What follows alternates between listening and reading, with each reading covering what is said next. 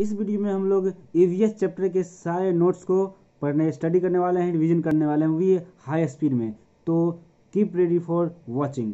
तो पहला टॉपिक है पर्यावरण क्या है। पर्यावरण के दो शब्द को जुड़ के बना हुआ है, जैसे कि परि प्लस आवरण। परि का शाब्दिक अर्थ होता है चारों ओर तथा आवरण का अर्थ होता है ढका हुआ। पर्यावरण में कितने थीम होते हैं? पर्यावरण में 6 थीम होते हैं। पर्यावरण में 4 उप थीम होते हैं। 6 थीम कौन कौन से होते हैं? पर्यावरण, परिवार और मित्र, भोजन, जल, आवास, यात्रा, कोई वस्तु कैसे बनाते हैं। 6 थीम होते हैं। परिवार और मित्र, भोजन, जल, आवास और यात्रा, कोई वस्तु कैसे बनाते हैं। ये 6 थीम हो गए। और 4 उप थीम होते हैं किसके? तो परिवार और मित्र के। परिवार और मित्र के 4 उप थीम होते हैं: संबंध, काम और खेल, जानवर और पौधा। परिवार क्या है? जिस समूह में एक ही छत के नीचे सभी लोग रहते हैं, जैसे दादा दादी, माता पिता, चाचा चाची, अविवाहित बच्चे और विवाहित बच्चे, सभी को परिवार कहते हैं। परिवार 2 प्रकार के होते हैं, पहला एकल और दूसरा होता है संयुक्त। संयुक्त परिवार किसे कहते हैं? संयुक्त परिवार में जिसमें विवाहित बच्चे साथ में रहते हैं, यानी कि अपने जैसे मेरे बच्चे हैं, उसके भी बच्चे, उसके शादी हो चुके हैं और वो हम लोग साथ में ही रहते हैं, तो हमारा संयुक्त परिवार हो गया। और एकल परिवार वो होता है जिसमें अविवाहित बच्चे ही साथ में होते हैं, विवाहित बच्चे साथ नहीं होते हैं, उसको एकल परिवार कहते हैं। नेक्स्ट है जीके और जीएस।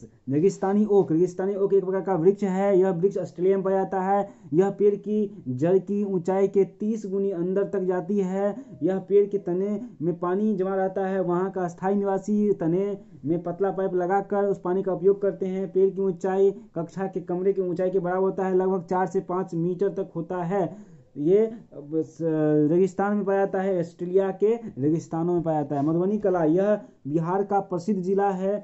चित्र को बनाने के लिए हल्दी, फूल, पत्ती इत्यादि का प्रयोग किया जाता है और पिसे हुए चावल से रंगीन घोल बनाया जाता है। चित्रों में इंसान, जानवर, पेड़ पौधे, मछली का चित्र बनाया जाता है। नेक्स्ट है खेजड़ी का वृक्ष। खेजड़ी भी रेगिस्तानी वृक्ष है, लेकिन ये इंडिया में पाया जाता है, भारत में पाया जाता है, वो भी राजस्थान में। खेजड़ी वृक्ष को कम पानी की आवश्यकता होती है और ये छायादार वृक्ष है। इसकी छाया में बच्चे खेलना पसंद करते हैं। इस पेड़ की छाल से दवा बनाया जाता है। इस पेड़ में कीड़े नहीं लगते हैं।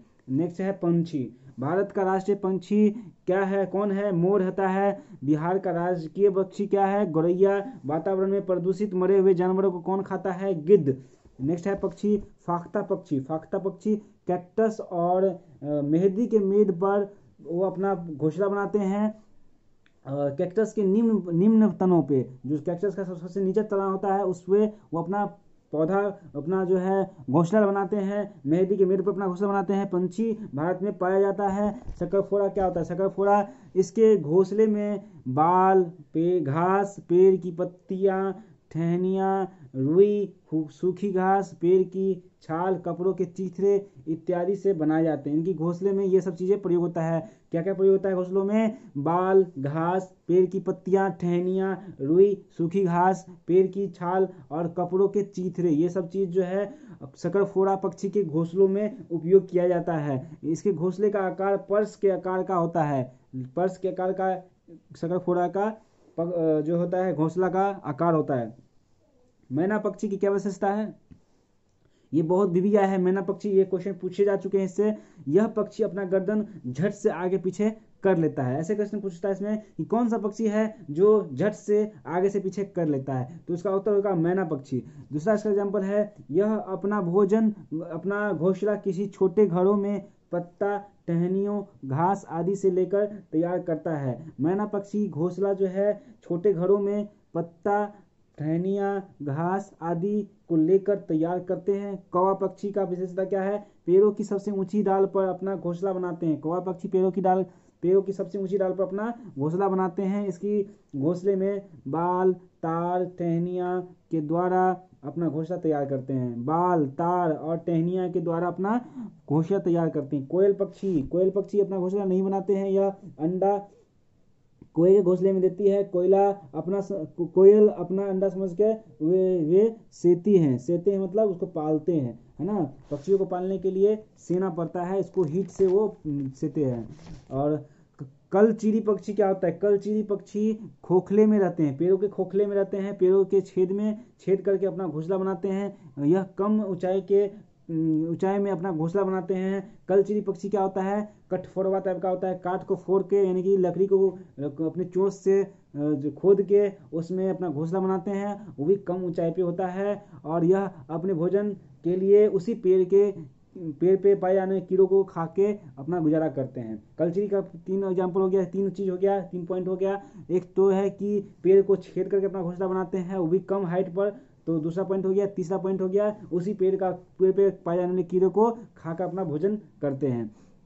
नेक्स्ट है दर्जिंग चिड़िया। दर्जिंग चिड़िया यह पक्षी अपना घोंसला अपनी नुकीले चोंच से पत्ते को सील कर करती है, क्योंकि इसका नाम ही है दर्जिंग चिड़िया। इसका मतलब ये है कि इसको सीना पसंद करते हैं, घोंसला बनाने के लिए सीते हैं, है ना। अपने लंबे नुकीले चोंच से पत्ते को सील के और बीच में थैली के आकार में जो बन जाता है उसमें अपना अंडा देती है। बीवर पक्षी क्या होता है, नर बीवर पक्षी। बहुत सारे नर बीवर पक्षी घोंसला बनाते हैं और मादा बीवर पक्षी उस घोंसले को टेस्ट करते हैं, जो जब सबसे मजबूत और टिकाऊ होता है उस पर जाके अपना अंडा देती है। और गौरैया पक्षी क्या होता है, गौरैया पक्षी अलमारी के ऊपर, आईने के पीछे और घर के दीवारों के आले में अपना घोंसला बनाते हैं। अलमारी के ऊपर, आईने के पीछे, घर के दीवारों के आले में अपना घोंसला कौन बनाता है, गौरैया। गौरैया के बारे में पढ़ाया जाता है हिंदी में।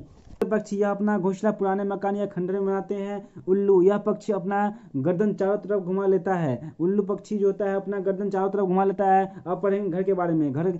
श्रीनगर का घर कैसा होता है। श्रीनगर में आए बाहर से कई टूरिस्ट हाउस बोट के बाहर में रहते हैं। हाउस बोट 80 फीट के होते हैं और उसके बीच की चौड़ाई, मध्य भाग की चौड़ाई 8 से 9 फीट की होती है। हाउस बोट और कई बड़े बड़े घरों में के अंदर की छत लकड़ी की सुंदर नक्शा होता है। इसकी खास डिजाइन को तैयार किया जाता है। यह डिजाइन पजल जैसा होता है। श्रीनगर के पुराने घरों की खासियत, पुराने घरों में जालीदार खिड़कियां बनी होती है। यह बाहर की ओर उभरे हुए होते हैं, जिसे डल कहते हैं। इसमें बैठकर हम बाहर का नज़ारा बहुत सुंदर दिखाई देता है।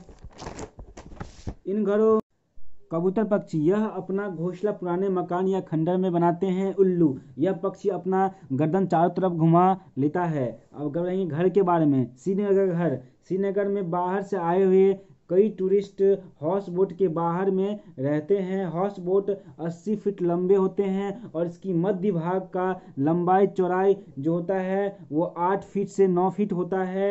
हाउस बोट और कई बड़े घरों में अंदर की छत और लकड़ियों की सुंदर नक्काशी की जाती है। हाउस बोट के अंदर और बाहर दोनों तरफ जो है लकड़ी की सुंदर नक्काशी की जाती है।